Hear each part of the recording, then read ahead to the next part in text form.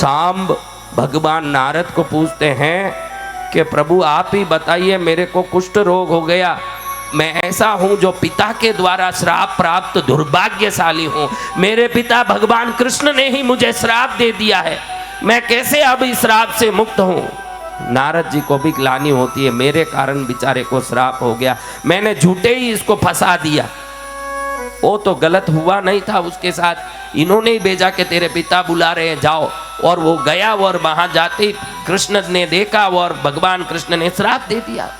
अब नारद जी कहते हैं तू सूर्य की उपासना कर, सूर्य उपासना से पितृदोष से मुक्ति मिलती है, पितृ देवता प्रसन्न होते हैं, आरोग्य बनता है, रोग मुक्त होते हैं, जीवन में श्रेष्ठता आती है, इसलिए सूर्य उपासना कर। किधर करूं महाराज, हे नारद ऋषि किधर करूं।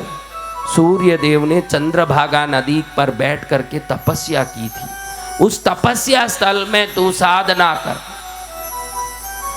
सूर्य देव ने कितने लोगों पर कृपा की, आप ये कहानियां सुनोगे तो आश्चर्य में पड़ जाओगे। सूर्य कृपा अगर देखो भाई, 4 दिन धरती में अगर सूर्य रोशनी नहीं आई, 5वें दिन कौन जिंदा रहेगा हमारा?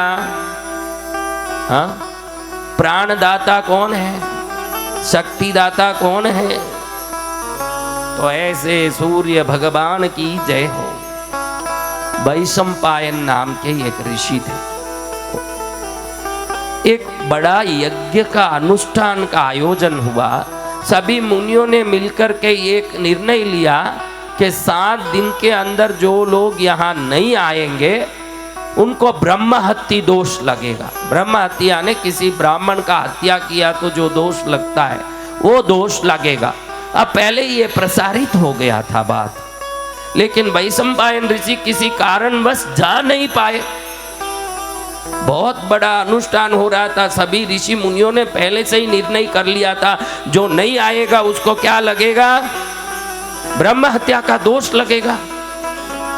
अब इतना बड़ा दोष का निर्णय करने के बाद भी ये पहुंच नहीं पाए।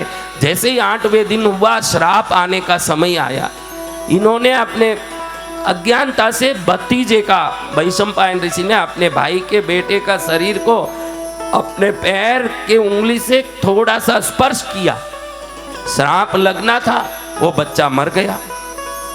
वो ब्राह्मण बच्चा था, बच्चा मरते ही इनको ब्रह्म हत्या दोष लग गया। अब इनको ब्रह्म हत्या दोष लगा तो इन्होंने सब शिष्यों को बुला के कहा, शिष्यों मुझे ब्रह्म हत्या दोष लग गया है, इसकी निवृत्ति के लिए आप सब मिलके व्रत करो।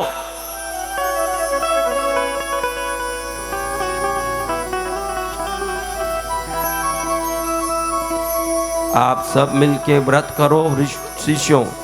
तो उसमें याज्ञवल्क्य जी थे, उन्होंने कहा गुरु को हाथ जोड़ के, गुरुदेव ये इतने सारे अल्प तेज वाले शिष्य क्या व्रत करे, मैं अकेला ही व्रत करके इस दोष को निवृत्त करा दूंगा। सुनते ही गुरु को गुस्सा आया, तू अपने आप को बहुत बड़ा मानता, मेरे सभी शिष्यों का इज्जत कम करता है, मेरे सभी जितने भी सिखाए हुए वेद ज्ञान है सब बाहर निकल जाएगा तेरे से। श्राप दिया गुरु ने। तुरंत याज्ञवल्क्य जी कहते हैं, आपके श्राप अनुसार मैं ही सभी वेद बाहर निकाल दूंगा। जितने वेद को पाठ किया था उन सबको इन्होंने वमन करके बाहर निकाला।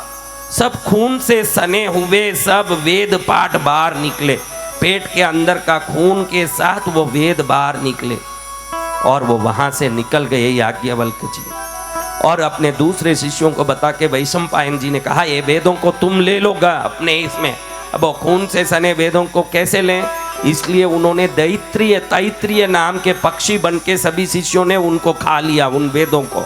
इसलिए तैत्तिरीय उपनिषद का उत्पत्ति हुआ। तैत्तिरीय उपनिषद जो है पुराणों में, ये तैत्तिरीय पक्षियों के द्वारा खाए गए वेद से ही तैत्तिरीय उपनिषद हुआ, शुक्ल यजुर्वेद का।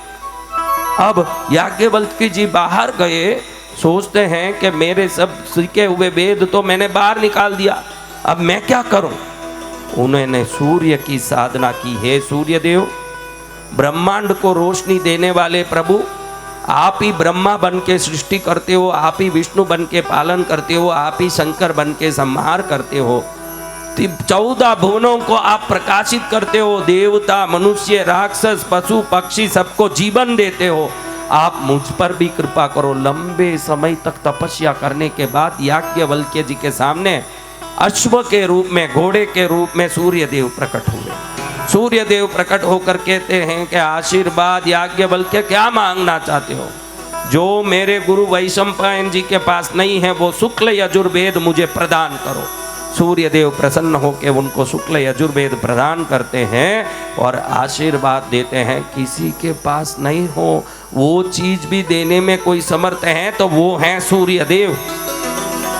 सूर्य देव की इन कथाओं को सुनने से पितृ प्रसन्न होते हैं, क्योंकि सूर्य सभी पितृओं के पिता हैं, और पिता का गुणगान सुने तो कौन पुत्र प्रसन्न नहीं होगा।